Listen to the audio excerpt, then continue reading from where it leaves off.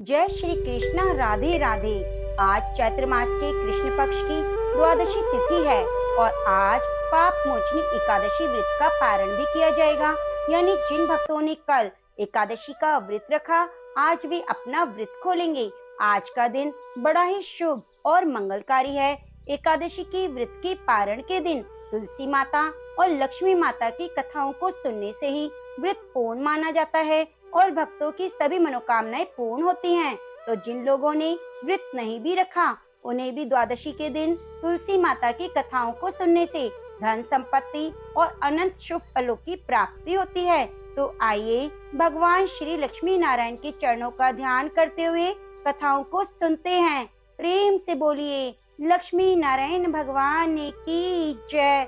इसी माता को हरिप्रिया भी कहा जाता है।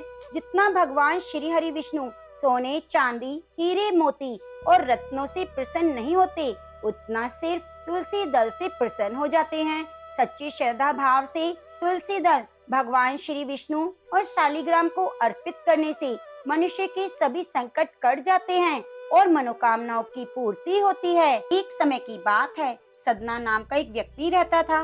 वह बहुत ही सज्जन और ईमानदार था।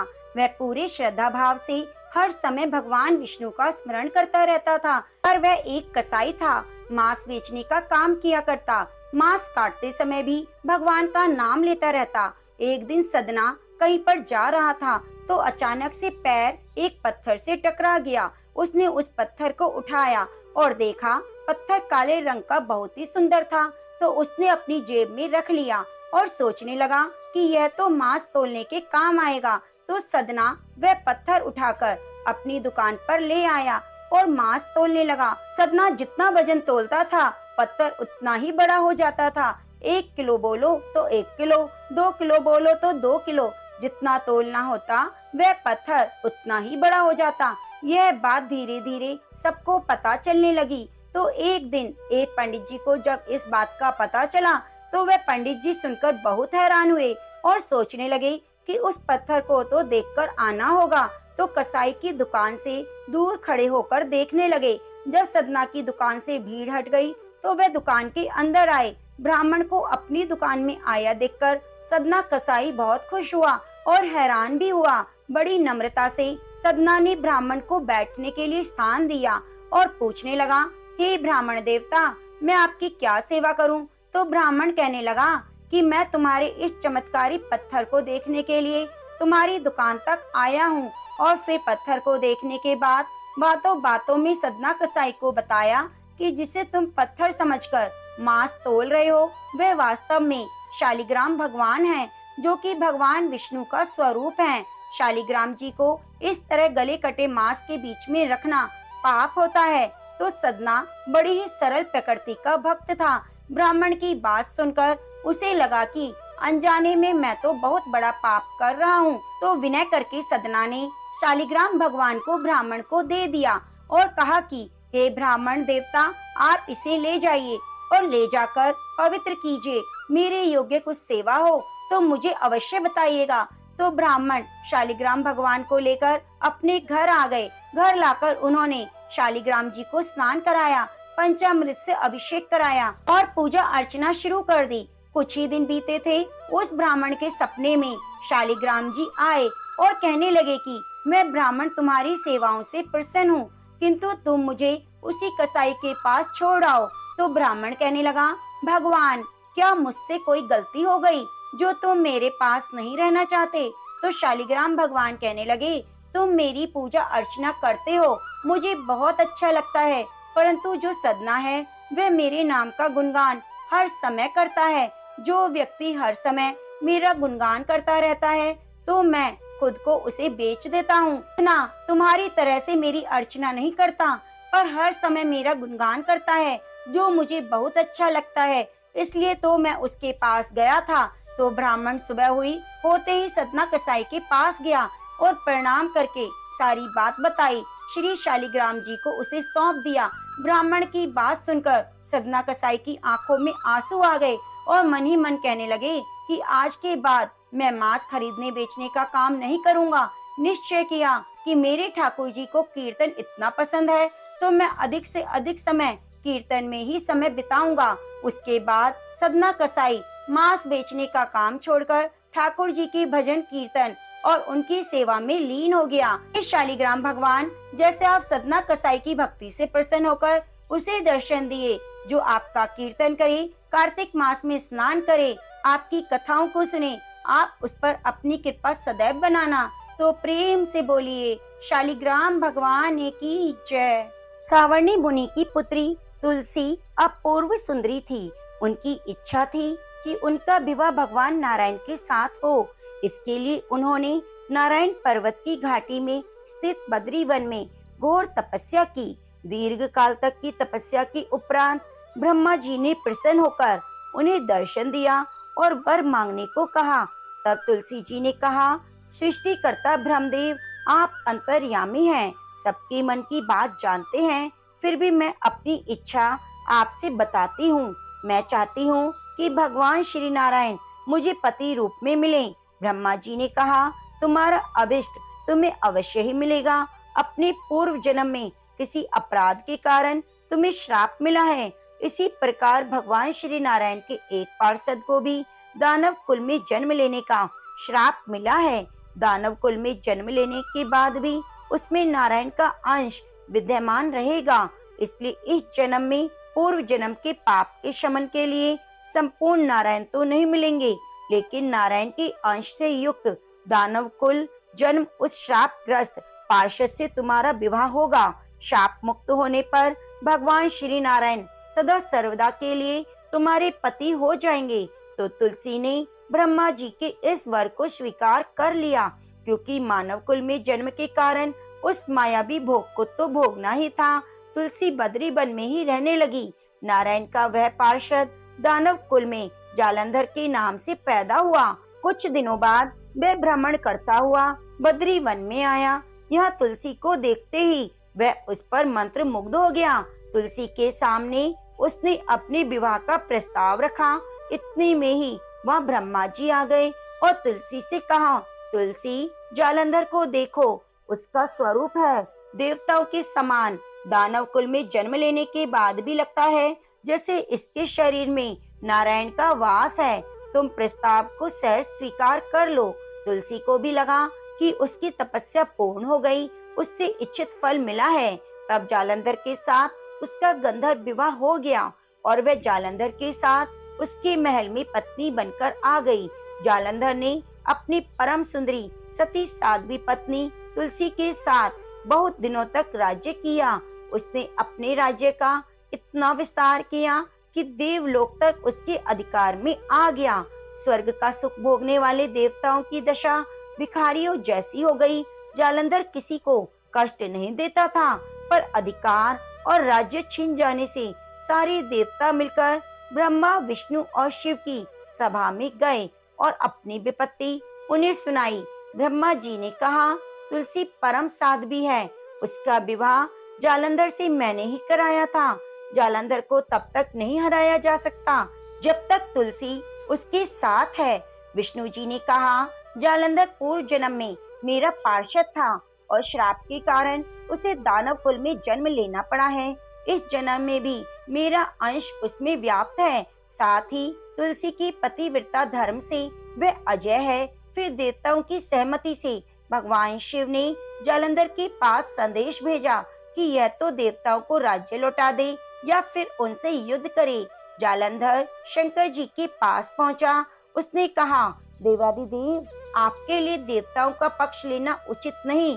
राज्य बढ़ाना हर राजा का कर्तव्य है। मैं किसी को दुखी नहीं कर रहा हूँ।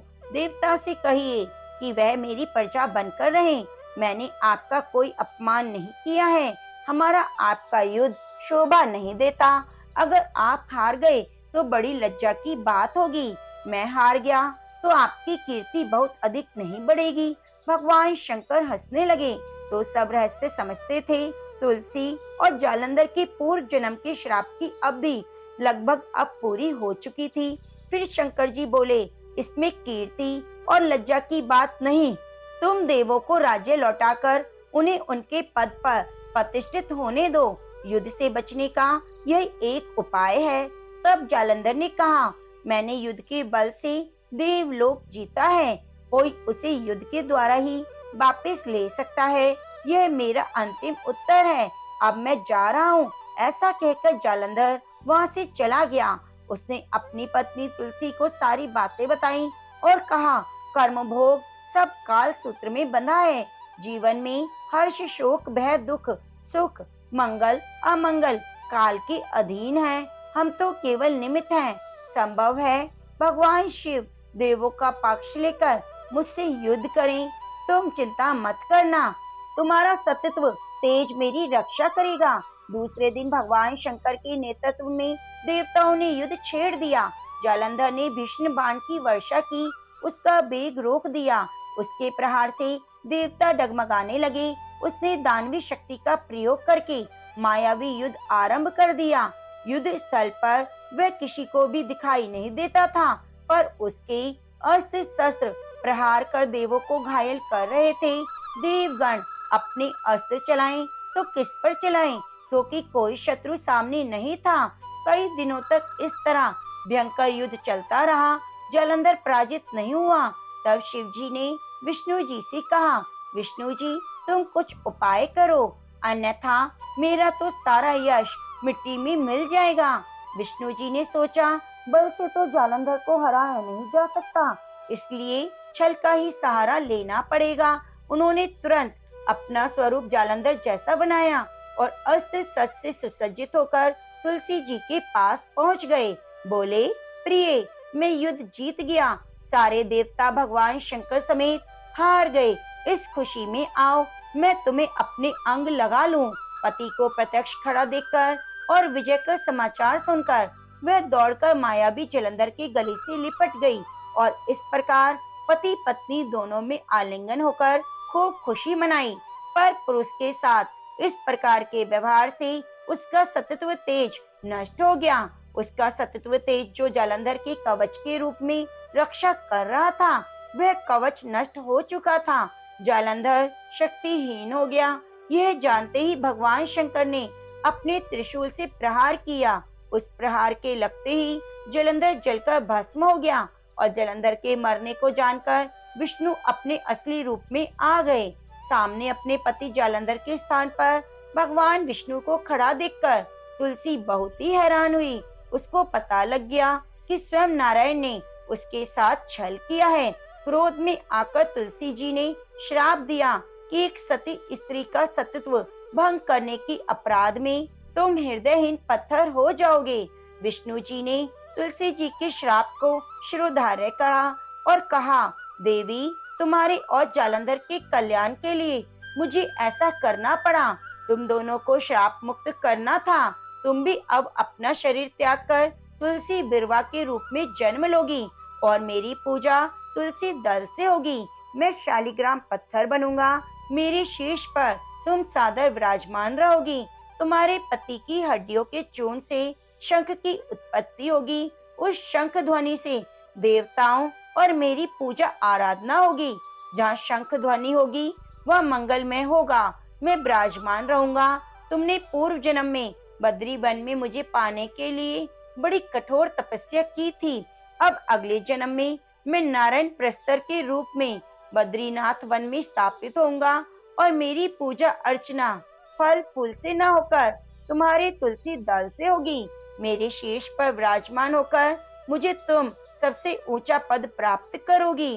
तो प्रेम से बोलिए, लक्ष्मी नारायण भगवान की जय।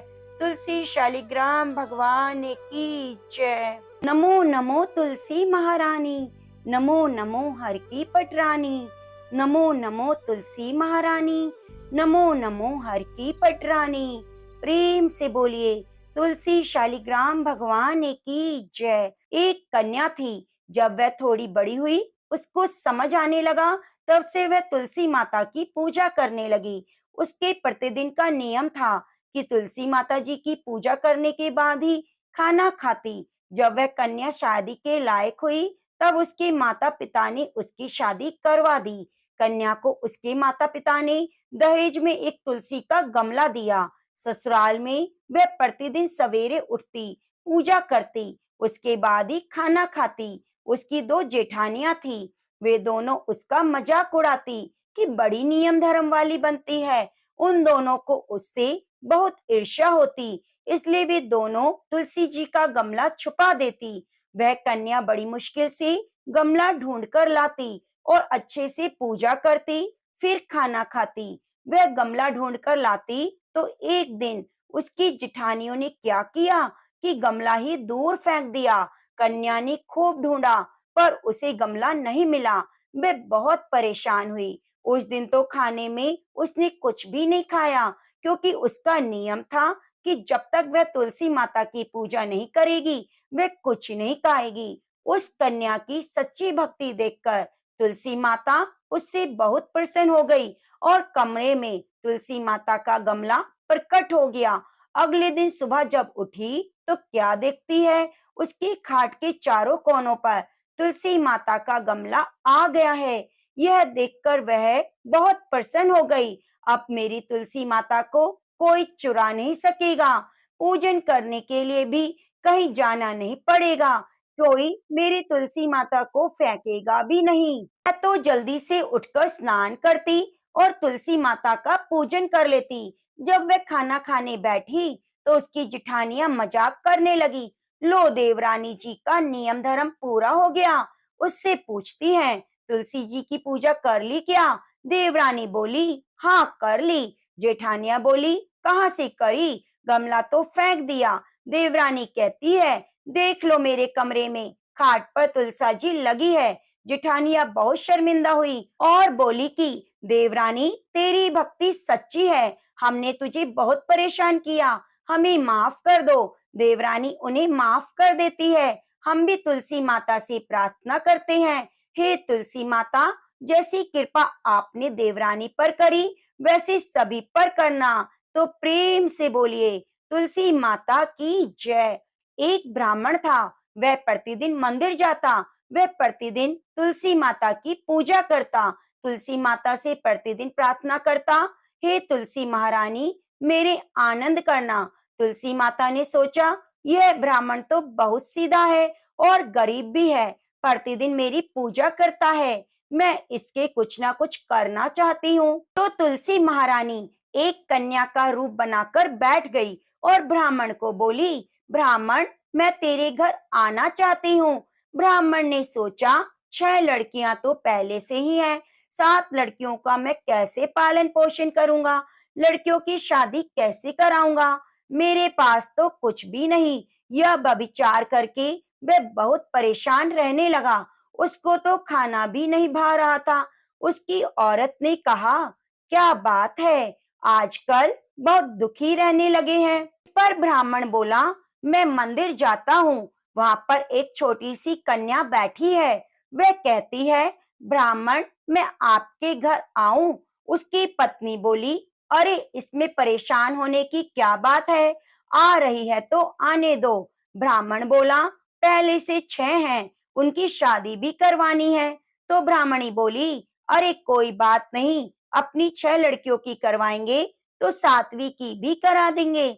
आप सातों लड़कियों की शादी साथ में करवा देना। अगले दिन जब ब्राह्मण मंदिर गया तो छोटी कन्या ने पूछा, ब्राह्मण मैं तेरे घर आऊं? तो ब्राह्मण बोला, हाँ चल। उसको वह घर ले आया। तुलसी माता की कन्या के रूप में ब्राह्मण के घर आने से ब्राह्मण के घर आनंद हो गया। घर में लक्ष्मी की बारिश हो गई। तब ब्राह्मण सातों कन्याओं की शादी के लिए वर ढूंढने जाने लगा तो छोटी कन्या ने कहा, मेरे तो शालिग्राम जी की मंदिर में जाकर शालिग्राम को बोलना बारात लेकर आए और मेरी 6 बहनों की तुम अपनी इच्छा से वर ढूंढ लेना। इसी माता की मेहरबानी से तो सब जेवर कपड़ा खाना हो गया। धूमधाम से 6 लड़कियों की शादी हो गई और तुलसी माता की शालिग्राम भगवान से शादी हो गई। तुलसी माता ने उसके घर में धन लक्ष्मी के भंडारे भर दिए। हे तुलसी माता, जैसे अब ब्राह्मण पर टूटमान हुई वैसे हम पर होना। जैसे ब्राह्मण के घर आनंद किया वैसे हम सभी के घर करना। तो प्रेम से बोलिए, तुलसी माता की जय। एक परिवार में नंद भाभी रहती थी। ननंद अभी कुंवारी थी। वह तुलसी जी की बड़ी सेवा करती। पर भाभी को यह सब फूटी आंख नहीं सुहाता। कभी कभी तो वह गुस्से में कहती, जब तेरा विवाह होगा तो तुलसी ही खाने को दूंगी, तुलसी ही तेरे दहेज में दूंगी। जब ननंद की शादी हुई तो उसकी भाभी ने बारातियों के सामने तुलसी का गमला फोड़ दिया। भगवान की कृपा से वह गमला स्वादिष्ट व्यंजनों में बदल गया। बहनों के बदले भाभी ने ननंद को तुलसी की मंजरी पहना दी। वह सोने के आभूषणों में बदल गई। वस्त्रों के स्थान पर तुलसी का जनेऊ रख दिया तो वह रेशमी वस्त्रों में बदल गया। ससुराल में उसके दहेज की बहुत बड़ाई हुई। इस पर भाभी को बहुत आश्चर्य हुआ और तुलसी जी की पूजा का महत्व उसकी समझ में आ गया। भाभी की एक लड़की थी। वह अपनी लड़की से कहती, तू भी तुलसी की सेवा किया कर, तुझे भी बुआ जैसा फल मिलेगा।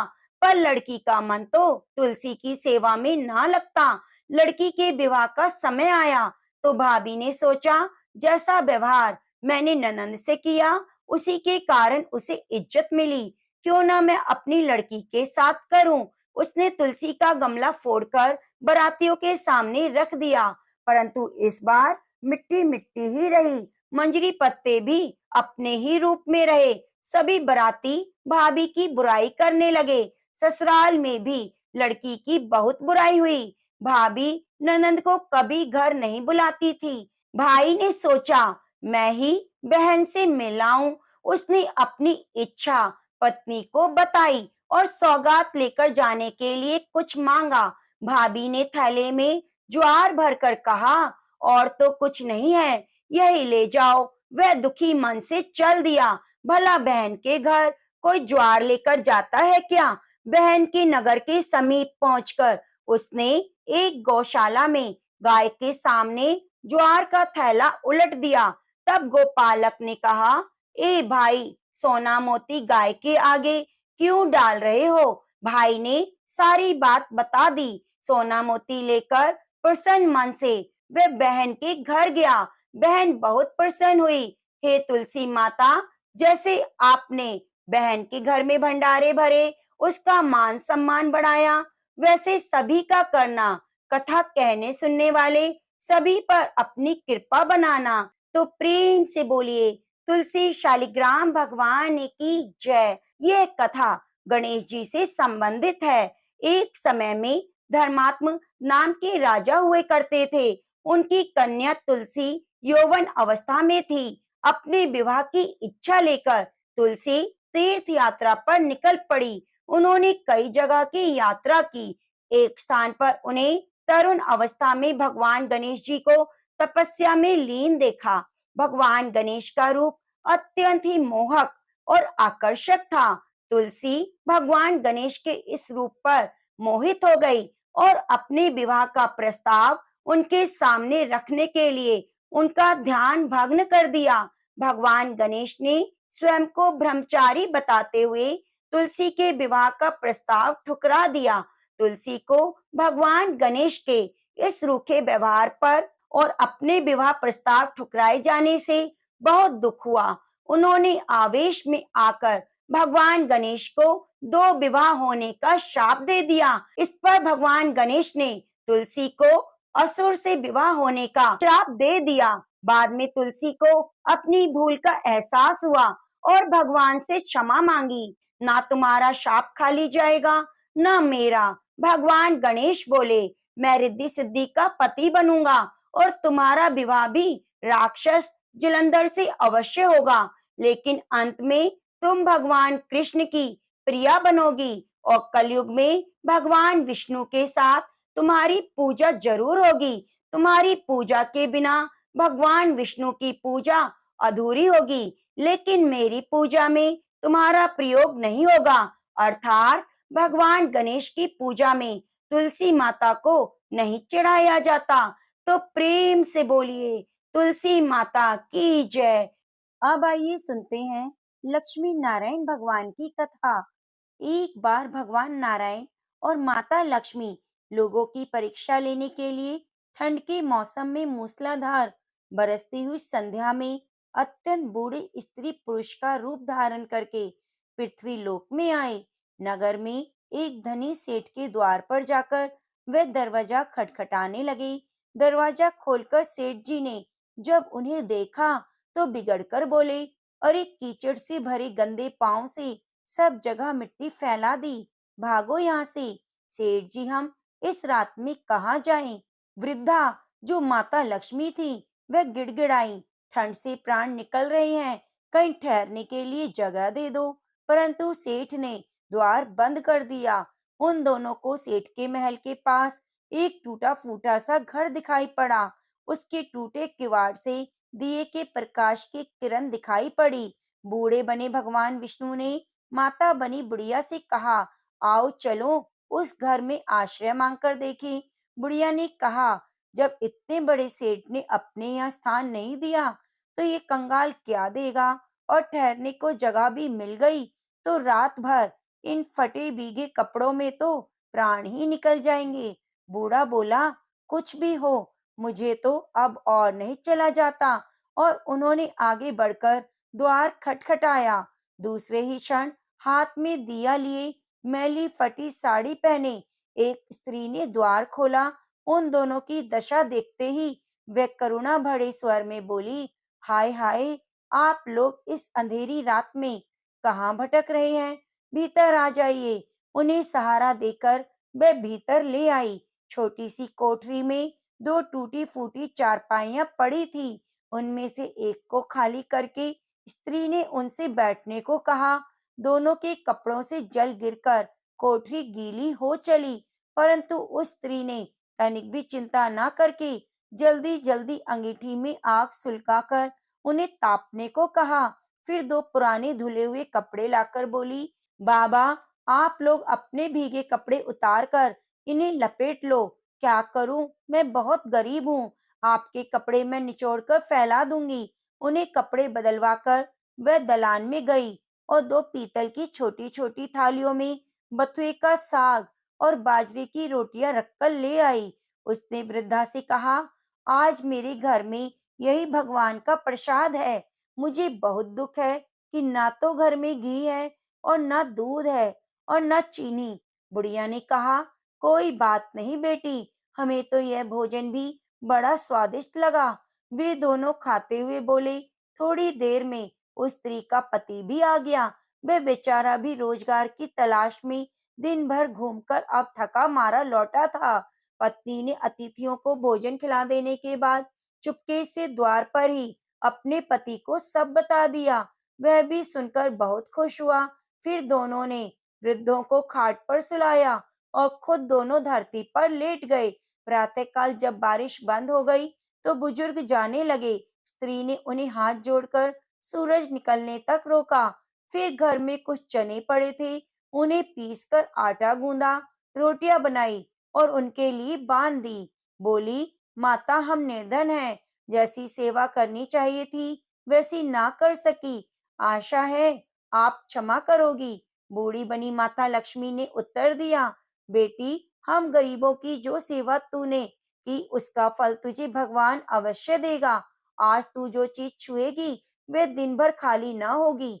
वे लोग चले गए तो स्त्री को अपनी हांडी को साफ करने की याद आई। रसोई में जाकर उसने हांडी उठाई तो देखकर आश्चर्य से भर उठी। उस हांडी में अशर्फियां भरी हुई थी। अब जो उसने उन्हें उलटकर रखा तो वह दोबारा भर गई। अब उन अशर्फियों को उठाकर रखती और हांडी फिर से भर जाती। दिन भर उसकी कोठरी अशर्फियों से भर गई। उसके पति ने उन अशर्फियों को बेचकर बढ़िया मकान ले लिया, एक कपड़े की दुकान खोली, घोड़ा गाड़ी खरीद ली और वे सुखपूर्वक रहने लगे। उस सेठ को जब ये समाचार मिला कि उसके निर्धन पड़ोसी एक ही रात में अमीर हो गए हैं, तो उसने उस स्त्री और उसके पति को बुलाकर कारण पूछा। स्त्री ने सरलता पूर्वक सब बात कह सुनाई। अब तो सेठ और सेठानी को रात दिन यही चिंता रहने लगी कि किसी प्रकार उन्हें वे बूढ़ा बुढ़िया मिल जाएं, तो वह भी घर भर अशर्फिया प्राप्त कर लेंगे। देवता तो लोगों की इच्छा के अनुसार ही मनुष्य के हृदय की बात जान लेते हैं। एक रात जब बहुत जोरों की बारिश हो रही थी और ओले पड़ रहे थे, तो वही बुढ़िया फिर उस सेठ के द्वार पर पहुंची। द्वार पर खटखट सुनते ही सेठ ने जल्दी से जाकर उन्हें पहचान लिया और जल्दी जल्दी सेठानी को उन्हें लेने भेजा। बिजली बुझाकर एक दिया हाथ में लेकर सेठानी बाहर आई और झूठी ममता दिखाकर बोली, हाय हाय बाबा, तुम कहाँ भटक रहे हो? आओ अंदर आ जाओ। फिर घर की टूटी चारपाई पर उन्हें बिठा दिया। घर में अनेकों गर्म वस्त्र होते हुए भी उन्हें दो फटे पुराने वस्त्र दे दिए। बोली, बाबा घर में इस समय यही उपस्थित है। फिर उनसे बिना पूछे ही घर की सबसे पुरानी थालियों में बथुए का साग और बाजरे की रोटी ले आई। ओढ़ने को दो फटे कंबल भी कहीं से मांगकर दे दिए। फिर सेठ सेठानी उसी कमरे में गद्दा बिछाकर धरती पर लेट गए। सवेरे अंधेरे ही जब बुजुर्ग जाने लगे तो सेठानी ने चना पीसकर रोटी बनाई और उनके लिए बांध दी। बोली, माता, हम बड़े दरिद्र हैं, आपकी सेवा ना कर सके। आशा है आप हमें क्षमा करेंगी। बुढ़िया ने कहा, बेटी, जैसी सेवा तूने की उसका फल तुम्हें भगवान देगा। आज तुम जिस काम को हाथ में लोगी वह दिन भर समाप्त नहीं होगा। उन लोगों के जाते ही सेठ सेठानी में झगड़ा हो गया। सेठ चाहता था कि हांडी मैं खोलूं और सेठानी चाहती थी कि मैं खोलूं। अंत में दोनों ने एक एक हाथ से हांडी पकड़ी और इस छीना झपटी में हांडी टूट गई। कमरे में बथुआ ही बथुआ बिखर गया। सेठानी झाड़ू लेकर कमरा धोने लगी। जब वह कमरा साफ करती तो कमरे में तुरंत ही बथुआ बिखर जाता। सवेरे से शाम हो गई कमरा साफ करते करते। तो ठीक ही तो कहा है, जैसी जिसकी नीयत होती है भगवान उसे वैसा ही फल देते हैं। तो प्रेम से बोलिए, लक्ष्मी नारायण भगवान की जय।